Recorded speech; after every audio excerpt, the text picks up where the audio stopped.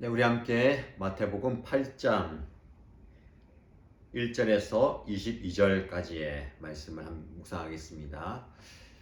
어제까지 산상수훈의 마지막 부분까지 살펴보았고요. 오늘 토요일, 내일 주일 이틀 동안 마태복음 8장 말씀에 대하여 묵상합니다.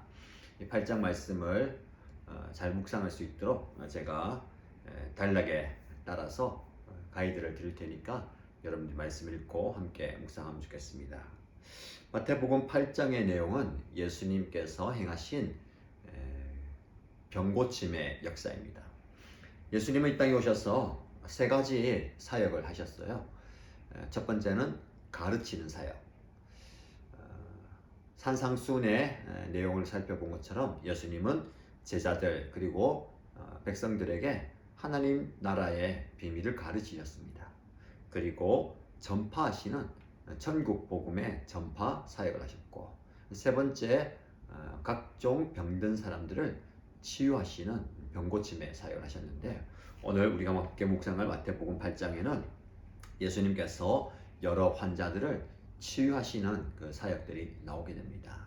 자, 네 단락으로 나누어서 함께 말씀을 살펴보겠습니다. 첫 번째 단락은 8장 1절에서 4절까지입니다. 함께 읽겠습니다.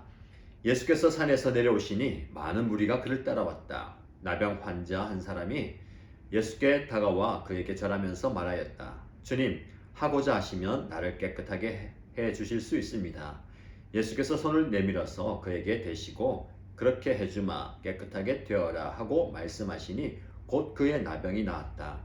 예수께서 그에게 말씀하시기를 아무에게 아무 말도 하지 말아라. 가서 제사장에게 내 몸을 보이고 모세가 명한 예물을 바쳐서 사람들에게 증거로 삼도록 하여라 하셨다. 아멘. 첫 번째 환자를 치유하셨는데 그 환자는 바로 나병 환자입니다. 언제입니까? 예수님께서 산에서 내려오시는 산상순의 복음을 전하고 내려오셨을 때인 것 같습니다. 많은 사람들이 예수님을 따라왔습니다. 그 많은 무리가 예수님을 따라오는데 그 중에 특별히 한 사람에게 마태는 집중합니다. 누구입니까? 나병 환자입니다.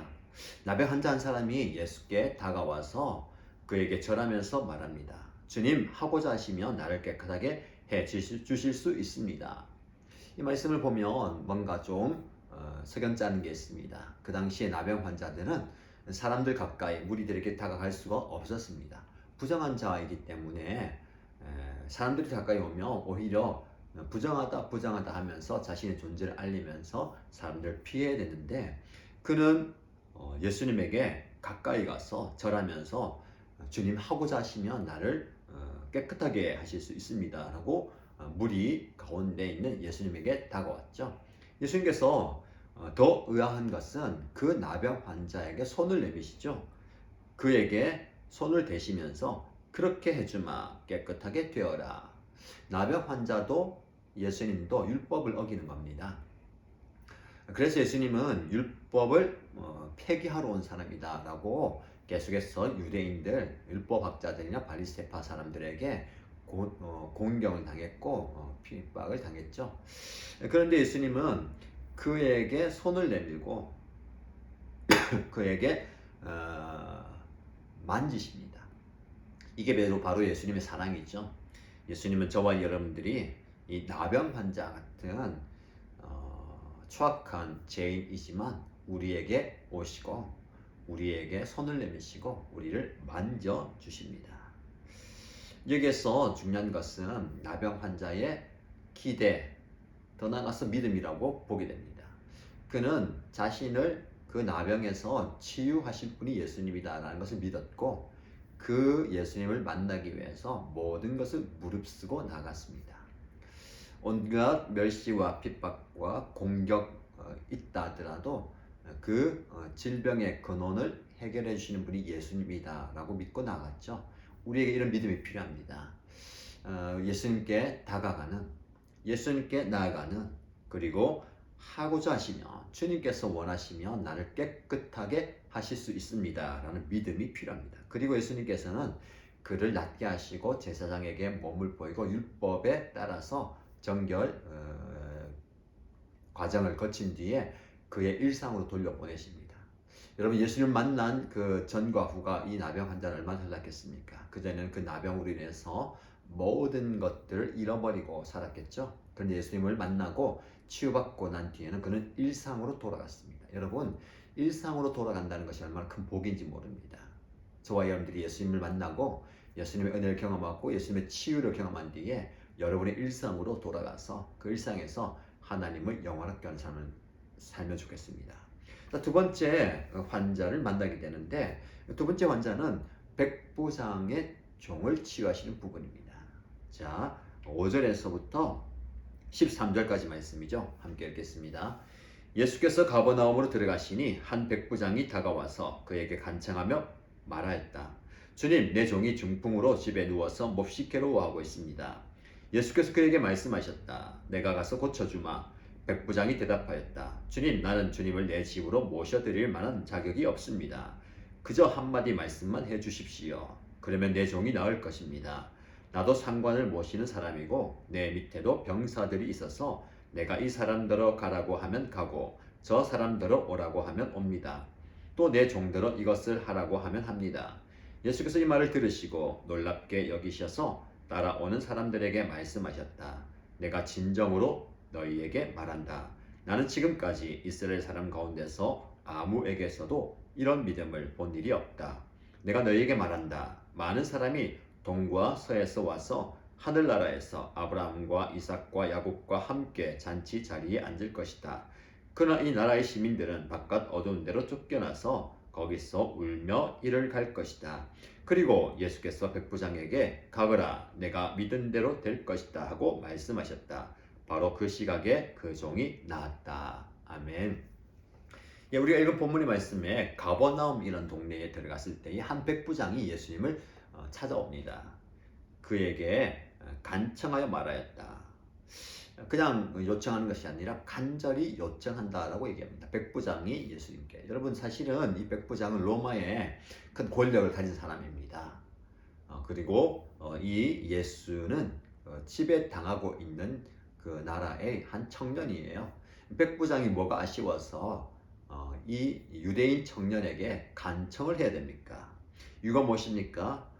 자신의 종이 중풍으로 꼼짝도 못하고 있기 때문에 그 중풍병을 낫게 해달라고 예수님께 찾아온 거죠. 그러면서 그는 주님이라고 부릅니다. 주님께서 내 종의 중풍을 낫게 하실 수 있습니다 라고 고백하죠. 대단한 그 믿음의 고백입니다. 이방인이죠. 사실은 백부장이다 하더라도 예수님에게 다가오는 것이 그 앞서 말씀을 나누었던 나병 환자만큼이나 어려운 상황입니다. 권력을 가졌고 풀을 가졌고 힘을 가졌지만 사실은 그 힘과 권력과 그러나 이 백부장은 종을 사랑하는 마음이 있어서 이 종을 살리기 위해서 예수님을 찾아왔죠.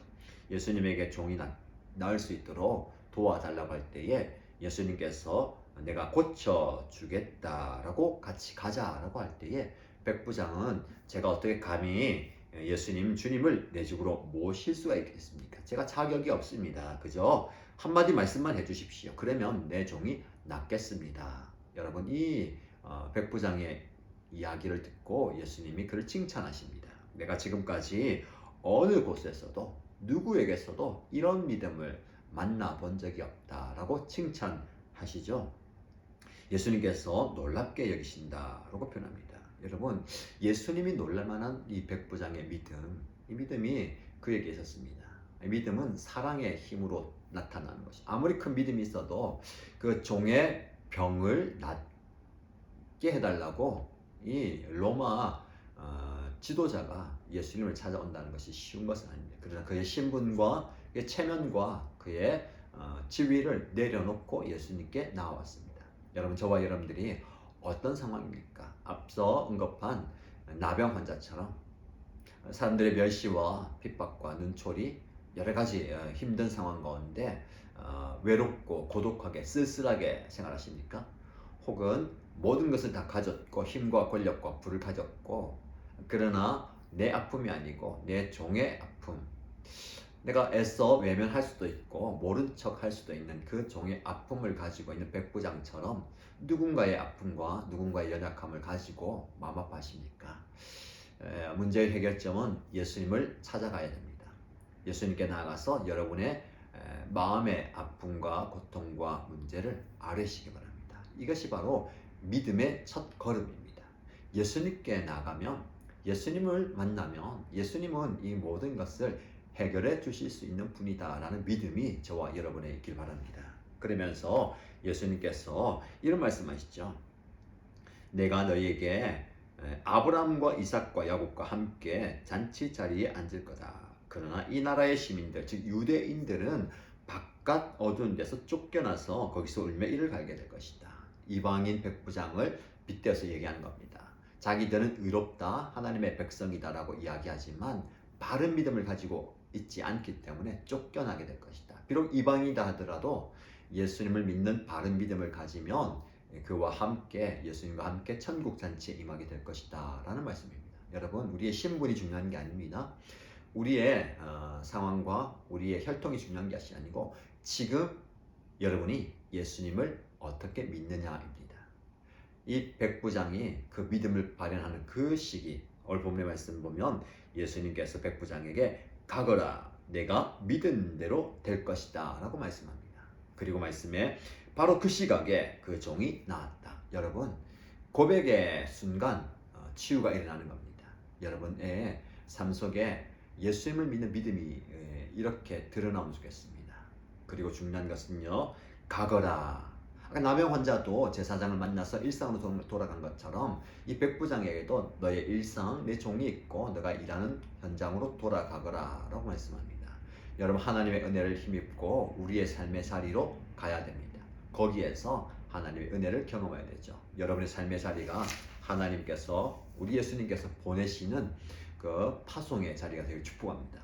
자, 이어지는 말씀 14절부터 17절까지는 베드로의 장모를 고치고 또 여러 가지 환자와 귀신을 쫓아내는 장면이 나옵니다. 함께 읽겠습니다. 예수께서 베드로의 집에 들어가셔서 그의 장모가 열병으로 앓아 누운 것을 보셨다. 예수께서 그 여자의 손에 손을 대시니 열병이 떠나가고 그 여자는 일어나서 예수께 시중을 들었다. 날이 저물었을 때에 마을 사람들이 귀신 들린 사람을 많이 예수께로 데리고 왔다. 예수께서는 말씀으로 귀신을 쫓아내시고 또 병자를 모두 고쳐주셨다. 이리하여 예언자 이사야를 시켜서 하신 말씀이 이루어졌다. 그는 몸소 우리의 병약함을 떠맡으시고 우리의 질병을 짊어지셨다. 아멘. 구체적인 한 사람 한 사람을 소개하죠. 나병 환자, 백부장, 이제는 베드로의 장모를 고치시는 그 장모가 열병으로 힘들어할 때에 예수님께서 그 여인의 손에 손을 대시고 열병이 떠나가는 치유를 일으켜 주셨습니다. 그리고 이어지는 말씀에 그 여인은 예수님을 시중 들었다. 이것도 마찬가지죠. 치유된 뒤에 그의 삶의 자리에서 예수님을 모시고 그 가정에 찾아온 예수님을 시중 들고 모셨다는 것. 이게 바로 삶의 자리입니다. 여러분, 우리가 치유받고 회복되고 하나님의 은혜를 경험하고 우리의 삶의 자리에서 받은 바 은혜로 제 손으로 섬겨야 됩니다. 자, 날이 저물었을 때에 마을 사람들이 예수에 대한 소문을 듣고 귀신 들린 사람들 데려옵니다. 그리고 예수님께서는 말씀으로 모든 귀신들을 쫓아내시고 또 각양 병자들을 다 데려옵니다. 모두 고쳐주셨다라고 말씀하시죠. 예수님을 만난 사람들이 또 육체적인 질병으로부터 해방되고 정신적인 고통과 영적인 고통으로부터 해방되는 역사가 일어나게 되는 겁니다. 이것이 바로 예수님께서 병 고치는 치유이며 회복의 사역입니다. 예수님께서 우리의 삶에 임할 때에 우리에게도 이런 치유와 회복의 역사가 일어나면 좋겠습니다. 지금 많은 분들이 질병이나 연약함 가운데 있는데 예수님의 만지심을 통해서 치유되는 역사가 있기를 축복합니다. 그러면서 이어지는 말씀에 이사야 예언자의 말씀이 이루어졌다. 어떤 말씀입니까? 그는 몸소 우리의 병약함을 떠맡으시고 우리의 질병을 짊어지셨다. 우리의 질병, 우리의 병, 우리의 죽음의 문제까지도 예수님께서 짊어지고 가신다라는 겁니다. 여러분, 생명의 주관자가 예수님이십니다. 예수님께서 우리를 살리시면 살아가는 것입니다. 우리에게 생명 주시면 그 생명 가지고 사는 겁니다. 지금 여러분, 저와 여러분들이 생명 있을 동안에 예수님과 함께 예수님의 뜻을 이루는 복된 삶이 되면 좋겠습니다. 자, 이어지는 말씀 보면 이제 병고침의 사역을 마친 뒤에 예수님을 따라오는 사람들, 이제 예수님께서 놀라운 가르침과 천국 복음을 전파하고 병 고치는 사역을 하니까 많은 무리가 따라왔고, 무리 중에서 제자가 생성됩니다. 여러분, 무리와 제자는 다르죠. 무리는 그저 예수님이 어떤 분이신지 궁금해서 따라오는 사람들이고 혜택을 받기 위해 따라오는 겁니다. 그러나 제자는 어떻습니까? 무리와는 다르죠. 예수님을 완전히 주인으로 모시고 그분과 함께 걸어가는 거예요. 자, 예수님을 따르기 위해서는 어떻게 해야 되는지 예수 말씀하십니다. 18절에서 22절까지 말씀 읽겠습니다. 예수께서 무리가 자기 옆에 둘러서 있는 것을 보시고 제자들에게 건너편으로 가자고 말씀하셨다. 율법학자 한 사람이 다가와서 예수께 말하였다. 선생님, 나는 선생님이 가시는 곳이면 어디든지 따라가겠습니다. 예수께서 그에게 말씀하셨다. 여우도 굴이 있고 하늘을 나는 새도 보금자리가 있으나 인자는 머리 둘 곳이 없다. 또 제자 가운데 한 사람이 말하였다. 주님, 내가 먼저 가서 아버지의 장례를 치르도록 허락하여 주십시오. 예수께서 그에게 말씀하셨다. 너는 나를 따라오너라. 죽은 사람의 장례는 죽은 사람들이 치르게 두어라. 아멘. 예수님께서 많은 무리들 가운데 계십니다. 무리들이 예수님을 둘러서 있는 것을 보시고 제자들에게 이제 건너편으로 가자라고 말씀합니다. 여러분, 이 건너편으로 갈 때에 제자들과 함께 가시죠. 무리도 또 길을 따라오기도 합니다. 그런데 어떤 율법학자가 다가와서 예수님이 떠나시려고 하는 것을 보면서 제가 어디로 가든지 예수님을 따르겠습니다 라고 이야기합니다. 그때 예수님께서 여우도 굴이 있고 새들도 보금자리가 있지만 인자는 머리 둘 곳이 없다. 예수님께서 말씀하시죠. 장차 예수님께서 이 땅에 뿌리 내리고 사는 것이 아니라 잠시 오셨다가 하나님의 사명을 이루고 떠나가신다라는 거. 사실 이 심오한 그 복음 핵심을 제자들마저도 다 이해하지 못했습니다. 그래서 수요일에 지난주 수요일 묵상을 한 것처럼 예수님께서 제자들과 대화 속에서 베드로마저도, 도마와 빌립마저도 예수님이 가시는 그 죽음과 승천과 부활의 길을 잘 몰랐던 것을 보게 되는데, 이 당시도 마찬가지입니다. 어디든지 주님을 따르겠습니다. 그러나 예수님께서는 인자는 머리 둘 곳이 없다라고 말씀하시죠. 예수님께서 이 말씀을 하시고 또 제자들, 예수님을 따라오겠다라고 하는 제자들 중에서 내가 주님을 따르겠습니다. 그러나 먼저 제 아버지의 장례를 치르도록 허락해 주십시오. 사실 아버지의 장례를 치르는 것 얼마나 다급한 일입니까? 그러나 예수님께서는 그것보다 더 중요한 일이 있다라고 말씀하시죠. 무엇입니까? 예수님을 따르는 것입니다. 여러분, 우선순위의 문제는 어느 것을 먼저 하느냐의 문제가 아닙니다. 많은 분들이 우선순위를 따질 때에 이것이 더 중하고 이것은 약하다고 해서 먼저 하는 수.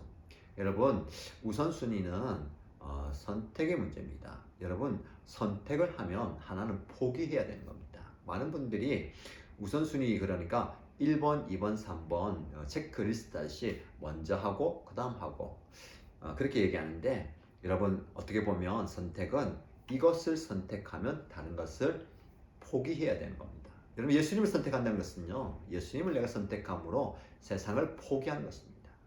많은 분들이 예수님을 선택하고 예수님 일을 먼저 하고 세상의 일을 그 다음 하겠다라고 생각하는데, 여러분 본 말씀 보면 죽은 사람의 장례는 죽은 사람들이 치르게 두어라. 어떻게 보면 굉장히 매정하고 불효막심한 이야기인 것 같습니다. 그러나 예수님이 가시는 그 길은 생명의 길이고 산 사람의 길이다라는 것이죠. 그래서 이것을 선택하면 다른 것은 포기해야 된다. 여러분, 우리가 과연 주님을 위해서 무엇을 포기할 수 있겠습니까? 많은 것을 포기했다고 하지만 정작 중요한 것은 포기하지 못할 때가 참 많이 있습니다. 그래서 여러분 우리가 과감하게 포기하고 선택할 수 있어야 됩니다. 포기하지 못하기 때문에 더 좋은 것을 선택하지 못하는 경우가 얼마나 많이 있습니까? 저와 여러분, 이것도 다급한 일이고 중요한 일이고 시급한 일이지만 더 가치 있는 일을 위해서 과감히 포기할 수 있는 저와 여러분 되시기 바랍니다. 자, 오늘 본문의 말씀을 요약 정리하면 믿음은 능력을 일으킵니다. 예수님이 우리의 구원자이시고 우리의 치유자 되시고 우리의 주관자이심을 믿고 그분께 나아가면 병고침의 역사를 경험하게 됩니다. 그리고 그분을 따를 수가 있는데 그분을 따를 때에는 무언가 포기해야 됩니다. 우선순위의 문제 중에서 우리가 먼저 해야 되고 나중에 해야 되는 것도 있지만 이것을 포기해야 될 것도 있습니다. 무엇을 여러분들이 포기할 수 있겠습니까? 덜 중요한 것. 아니, 이거 중요하지만 하나님을 위해서, 주님을 위해서 포기할 수 있는 저와 여러분 되시기를 축복합니다. 그래서 주님의 제자의 삶을 살아가는 저와 여러분 되시기를 주님의 이름 축복합니다. 함께 기도하겠습니다. 하나님 아버지, 우리 예수님께서 이 땅에 오셔서 많은 병자들을 고쳐주셨던 치유의 사역을 살펴보았습니다. 한 사람 한 사람 찾아가 주시고 그 사람의 필요와 아픔과 고통을 다 이해하시고 그에게 손을 내밀어서 그의 모든 질병의 근원을 치유하신 하나님, 지금 이 시간에도 우리의 연약함을 다 아시는 하나님께서 우리의 삶의 자리에 찾아와 주셨어 나의 머리끝에서 발끝까지 있는 연약함과 아픔과 통증과 고통을 제하여 주옵소서. 모든 생명의 근원이 주님께서를 고백하고 주님께 내 생명을 맡기는 저들 되게 하시고 주님께서 허락하시는 치유의 손길을 경험하는 우리 모든 성도들이 되게 축복하여 주옵소서. 오늘 토요일 주일 은혜 가운데 예배하면서 하나님께서 부어주신 은혜 경험하게 하시고 주님을 따르는 진정한 제자가 되기 원합니다. 그 진정한 제자가 되기 원하면서 우리가 포기해야 할 것, 우리가 내려놓아야 할 것들 기억하게 하시고 더 가치 있는 것을 선택할 수 있는 지혜와 용기도 허락하여 주옵소서. 그런 은혜를 우리에게 부어주시길 소원하며 예수님의 이름으로 간절히 기도드립니다. 아멘.